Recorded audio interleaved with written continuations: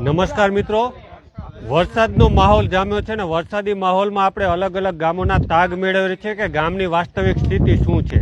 આપણા અહીંના ધારાસભ્ય છે તે વિકાસશીલ અને વિકસિત ભારત બનાવવાની જે વાત કરે છે તે પૈકીના અલગ અલગ ગામોની આપણે મુલાકાત લઈ રહ્યા છીએ. આજે આપણે આવ્યા છીએ હળવદ તાલુકાના ગાંધીપુર ગામે. ગાંધીપુર ગામ જે છે તેમાં 2 વર્ષ પહેલાં પણ મેં અહીંયા કેનાલ તૂટી ગયું હતું એનો કવરેજ કર્યું હતું અને 2 વર્ષ પહેલાં તૂટી ગયું હતું અને ત્યારબાદની સ્થિતિ પણ આને આ છે. એ વર્ષે કદાચ સામેની સાઈડ તૂટ્યું હતું અને જૂના ગામમાં પાણી જતું હતું. આજે અહીંયા સવારથી જ કેનાલ છલકાતી હતી અને અત્યારે આપણે અહીંના ગ્રામજનો છે અને આ કેનાલથી શું તકલીફ થાય છે તે વિશેની આપણે જાણકારી મેળવશું. શું નામ તમારું? રમેશભાઈ. આ કેનાલ જે છલકાય એનાથી શું તકલીફ થાય? આ દર વર્ષે નવી કેનાલ અહીંયા આવડે લોકો બનાવે અને તૂટી જાય છે. પાણી વધારે ઉપરથી આવવાના કારણે આ કેનાલ તૂટી જાય. અહીંયા કોઈ બીજી કોઈ એવડે લોકો વ્યવસ્થા કરતા નહીં, કામ કાચું કરે અને જેમ તેમ માટી નાખીને જતા રહે. દર વર્ષે તૂટી? દર વર્ષે તૂટી જાય. આ વર્ષે તો એને લોખંડના સરિયા નાખીને બનાવી છે. અત્યારે હમણાં નવી કેનાલ થોડીક પાસ થઈ હતી 300 મીટર જેવી, અને હરિયા નાખીને બનાવી છે તોય તૂટી જાય. ઓવરલોડ જે પાણી આવે ને વરસાદથી એટલે તૂટીને સીધું ગામમાં વહી જાય પાણી બધું. પણ આ કેનાલ જમીન કરતા ઊંચી લેવલ છે એટલે અહીંયા મજબૂત જ કરવું પડે ને. હા પણ આર્યને દર વર્ષે મેં 18/7 અરજી કાલિયર પાર્ક એન્જિનિયરને આપેલ.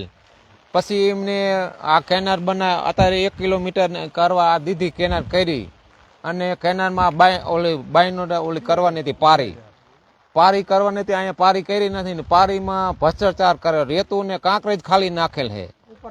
સિમેન્ટ નાખી જ નથી, સિમેન્ટમાં ખાલી ભભરવા નાખી, આમ ભભરાવી છે ખાલી, કલર પકડો, કલર જ પકડાય, પીસું માર્યું માથે.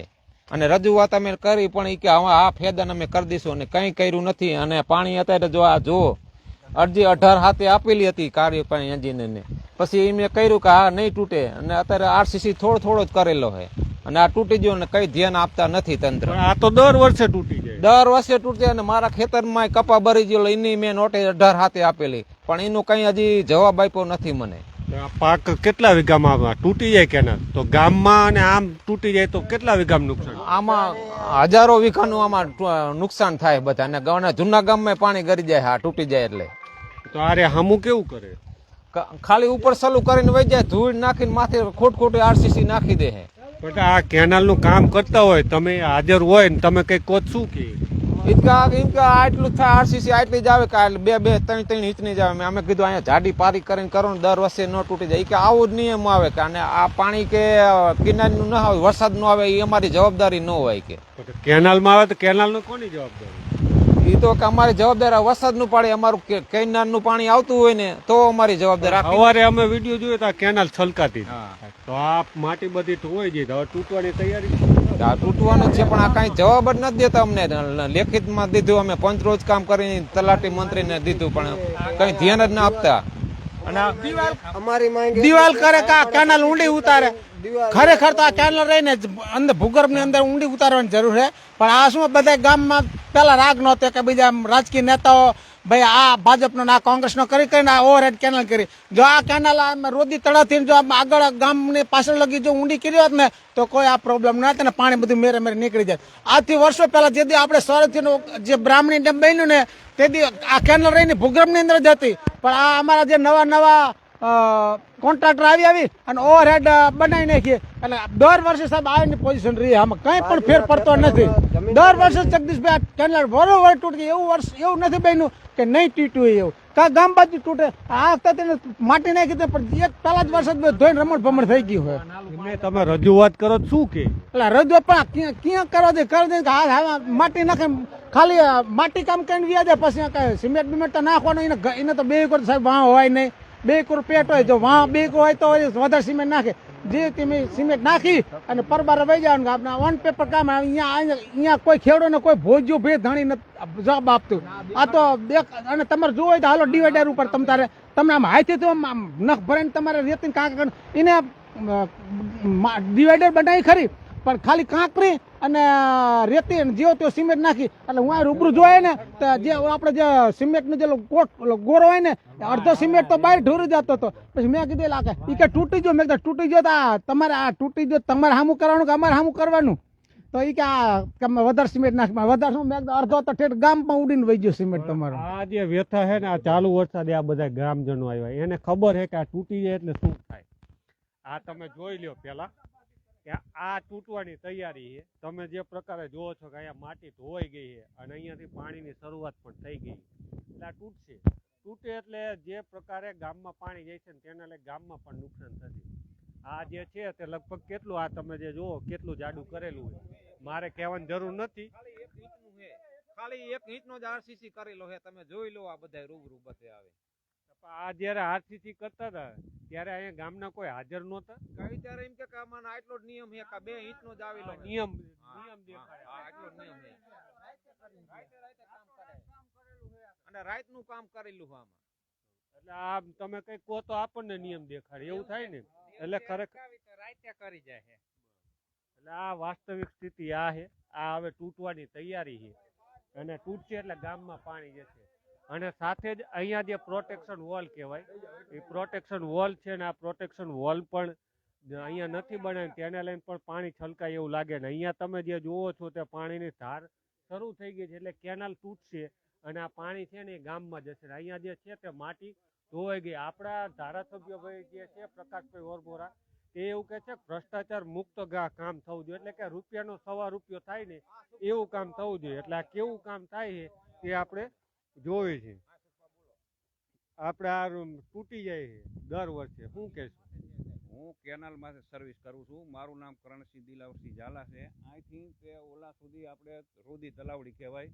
એ કેનાલ આપણે બેટા કોટર તરીકે નટુભાઈ છે એને આપણે આપેલું હતું કામ.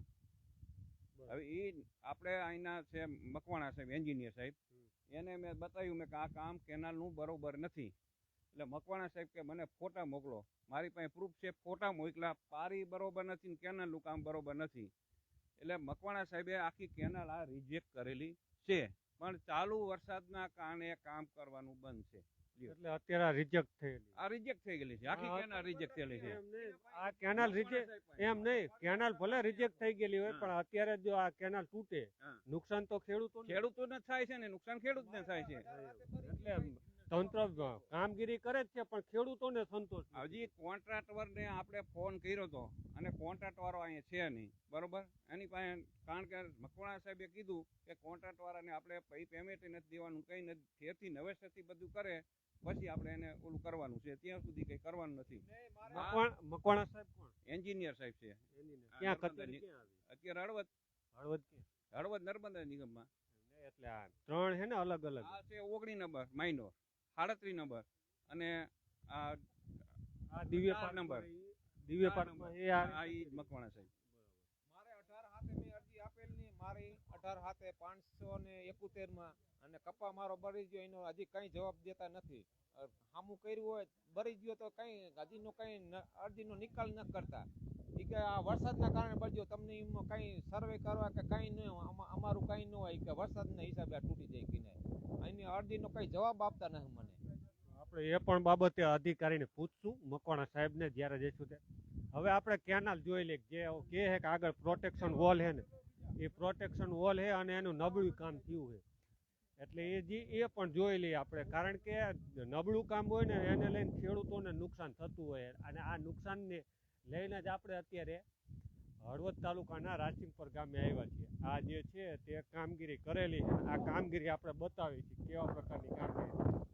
એટલે જે પ્રકારે કહ્યું કે આના ઉપર સિમેન્ટની ખાલી રસ ચડાવવામાં આવ્યા ઉપર કલર એ સિમેન્ટનો અને આની માથે કલર સિમેન્ટ ઓગાળી અને પછી માથે રાગો પડી નીકળે. રાગો પડી દીધો. આ નિશાન તમે જુઓ તમે તાર રૂબરૂ. આ કેનાલનું કામ ગમે ઠપકારો ને નકલી રેતી સિવાય કઈ નથી. આમાં રેતી સિવાય કઈ નથી. આ એટલી આશીષ ખાલી આમ તમારે આપણા ઘેરે આવું કરી આપણે આ શું સાહેબ સીએમ ને જેમ ઝૂંપડામાં ખબર પડે ને આપણા ઘેરે આવું કરી આપણા ઘેર કોઈ ન આવું કરે. આ કંત્રાટીને ઘીરે આવું કામ હાલતું છે. આ તો સાહેબ એને ખાવા હારતી છે બાકી કઈ નથી. અને આ ખેડૂત ભોળી પ્રજાપતિ ખેડૂત ગામડામાં કામ કરતો હોય ને રાત કરીને વહી જવાનું. પછી દીએ ખબર પડે તે હાલ આ તો ખબર પડતા થઈ જ ડિવાઈડર. એમને રાતે શું લેવા કામ કરે એ ખબર રાત ભ્રષ્ટાચાર કરતું કઈક તેને છોકરાને ભણવા મોકલીને અમારા પાસે ખેતરમાં નાકા વાળીને જીવશે પણ એના છોકરા નો જીવે કે ને. એ વાત વાત એ સાચી. એમના છોકરા ઇંગ્લિશ મીડિયમ અને વિદેશમાં અમારા છોકરા બાકી સાણ વીંતા થાય તો આને એન્જિનિયરો થાય તો એટલી બુદ્ધિ ગામડામાં. બાકી તો ઠીક હવે બધા કોન્ટ્રાક્ટરના આવા કોન્ટ્રાક્ટરનો તો એનું ઓલું નાબૂદ જ કરી નાખવું જોઈએ. લાયસન્સ રદ કરવું છે. એટલે જે પ્રકારે આ જોઈ છે આ ખરેખર સ્થિતિ છે કે જે પ્રકારે ગાંધીપુર ગામે કેનાલનું કામ થયું છે ને કેનાલનું કામ કેવું થયું છે એના આપણે દ્રશ્યો જોઈએ છીએ. અને આ ગ્રામજનો પોતાની વ્યથા લઈને આવ્યા છે. આ બધા ગ્રામજનો છે અને આ કેનાલ જે છે ને તૂટે એટલે શું પરિસ્થિતિ થાય અને એની હૈયાવરાળ લઈને જ અત્યારે આ ખેડૂતો આવ્યા છે. અને આ બધા ખેડૂતો ગાંધીપુરના જ છે. દર વર્ષે એક આ બાજુ ને આ બાજુ બંને સાઈડમાંથી ગમે તે બાજુ કેનાલ તૂટે છે અને તેને લઈને ખેડૂતોને નુકસાની થાય છે. તો આપણે એવી છે કે આ કેનાલ રહીને સાહેબ ભૂગર્ભની અંદર ભલે 8 થી 10 ફૂટ ઊંડી ભલે કરો તમ તારે મશીન મૂકીને એમાં પૈસા અમારે કોઈ બકનરાની જરૂર નથી. ઊંડી કરો પાણી જેટલી ઓપરેશન કેનાલ એટલી વધારે તૂટો કરશે અને જેટલી જમીન બગડશે એમ.